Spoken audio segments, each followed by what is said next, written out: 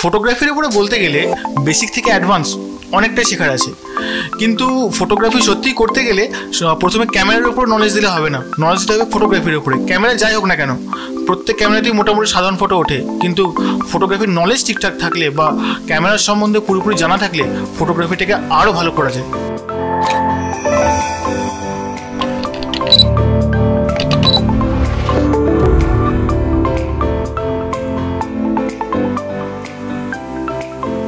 আমি প্রণয় ঘোষ।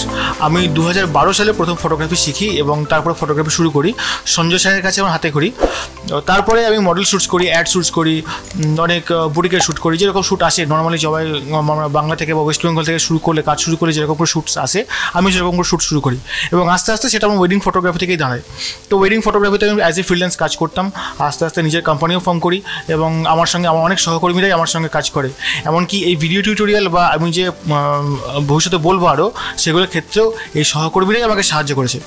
নিজের সম্পর্কে তো অনেক পরিচয় দিয়ে ফেললাম, আস্তে আস্তে যখন ভিডিও বাড়বে তোমরা আমাকে আস্তে আস্তে চিনতেও পারবে এবং অনেকেই হয়তো আমাকে চেনো, ভিডিও দেখতে অনেকেই হয়তো চেনো আমাকে, অনেকে কমেন্টস করবে।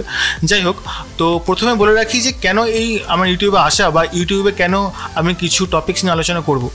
তো এটাকে দুটো ভাগে ভাগ করে নিই, একটা হচ্ছে ভিডিও টিউটোরিয়াল আর একটা হচ্ছে ম্যাগাজিন বা ফটোগ্রাফি নোট। প্রথমে আলোচনা করব ভিডিও টিউটোরিয়াল নিয়ে।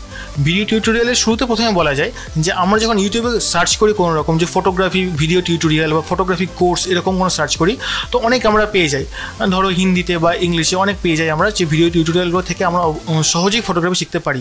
কিন্তু আমি এই যে 2012 থেকে কাজ করেছি বা অনেকের সঙ্গে মিশেছি বা অনেকেই বলে দাদা আমি হিন্দিতে টিউটোরিয়ালটা পড়লাম ঠিকই, বুঝলাম ঠিকই, কিন্তু কিছু কিছু টার্মস আমি বুঝতে পারছি না।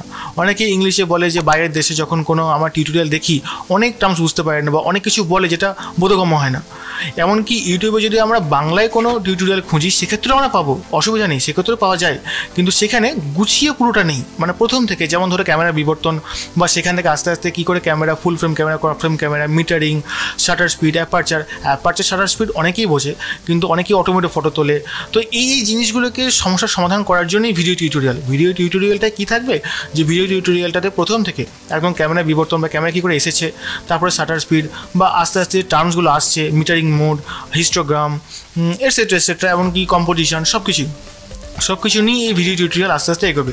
শুধু ভিডিও টিউটোরিয়ালের সঙ্গে এগোবে না, তার সঙ্গে এগোবে হচ্ছে ফটোগ্রাফি নোট। ফটোগ্রাফি নোটটা কী সেটা প্রথমে বলি।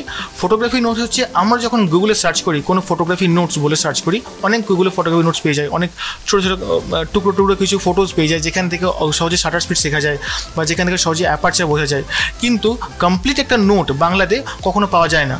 আমরা যদি কোনো রকম স্টলে সার্চ করি বা কোনো রকম স্টলে বা আমরা যদি খুব সহজে কলেজ স্ট্রিটে গিয়ে আমরা সার্চ করি, কলেজ স্ট্রিটে খুঁজি আমরা গিয়ে, সেক্ষেত্রে কিন্তু সেইভাবে ফটোগ্রাফির বই সেখানে পাওয়া যায় না, বা ফটোগ্রাফির ম্যাগাজিন পেলেও সেই ম্যাগাজিনেতে ক্লিয়ারলি বাংলাতে পরিষ্কারভাবে বোঝানো আছে যে কী ফটোগ্রাফির উপরে ফটোগ্রাফি কী করে এসেছে বা ক্রপ ফ্রেম কী, ফুল ফ্রেম কী, অ্যাপারচার কী কাজে লাগে বা অ্যাপারচারের প্রত্যেকটা কালারিং ফটো দিয়ে বোঝানো। এই জিনিসগুলো কিন্তু সেখানে খুব সহজে অ্যাভেলেবেল না, যেগুলো ইংলিশে অ্যাভেলেবেল বা হিন্দিতে অ্যাভেলেবেল।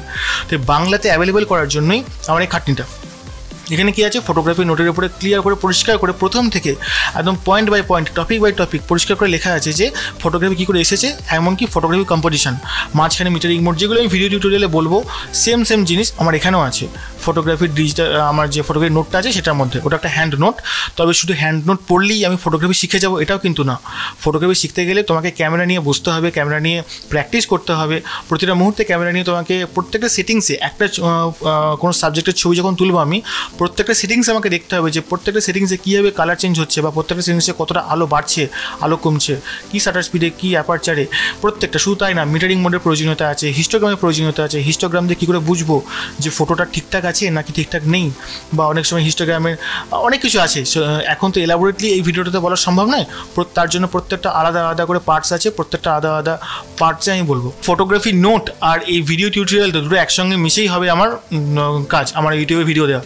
তো শুধু তাই না, এই ভিডিও টিউটোরিয়াল চলতে চলতে, এখন তো লকডাউনের পিরিয়ড, আস্তে আস্তে লকডাউন কাটবে, আমার ওয়ার্কশপও শুরু হবে। তোমরা যারা এই ফটোগ্রাফি নোটটা হাতে দেখতে চাও তারা তো এখন পসিবল না, সম্ভব না। তো তার জন্য আমার ওয়ার্কশপ জয়েন করতে পারো। আমার ওয়ার্কশপ যখন আসবে আমি ভিডিওতেও জানিয়ে দেবো, বা এই ডেসক্রিপশানে, ভিডিওটা ডেসক্রিপশানে আমার ফেসবুক প্রোফাইল লিঙ্কটাও দিয়ে দেবো, সাথে আমার যে ফেসবুক পেজ সেই লিঙ্কটাও দিয়ে দেবো, এবং সেখানে বা আমার যে ওয়েবসাইটটা আছে সেখানেও দিয়ে দেবো। সেখানেও তোমরা আপডেটটা পাবে যে ওয়ার্কশপে কী করে অ্যাটেন্ড করবে, ওয়ার্কশপে যে জয়েনিং যে রেজিস্ট্রেশন লিঙ্কটা সেটাও আমি ডিসক্রিপশনে দিয়ে দেবো, সেখানেও তোমরা পেয়ে যাবে। তাছাড়া ভিডিও তো চলতেই থাকবে, আশা করি তোমাদের ভিডিওগুলো ভালো লাগবে। তো এই ছিল আজকের ভিডিও। এবার কাজ হচ্ছে তোমাদের চ্যানেলটাকে সাবস্ক্রাইব করবে, যদি ভিডিওটা ভালো লাগে লাইক করবে, তোমাদের যদি ফটোগ্রাফি সম্পর্কে কোনো রকম কিছু জিজ্ঞাসা থাকে কমেন্ট করবে এবং ভিডিওটাকে শেয়ার করবে। আগামীতে অনেক ভিডিও আসবে, অনেক টিউটোরিয়াল আসবে, তোমরা দেখতে থাকো এবং চ্যানেলটাকে সাবস্ক্রাইব করো। একই কথা বারবার, আর কিছুই না।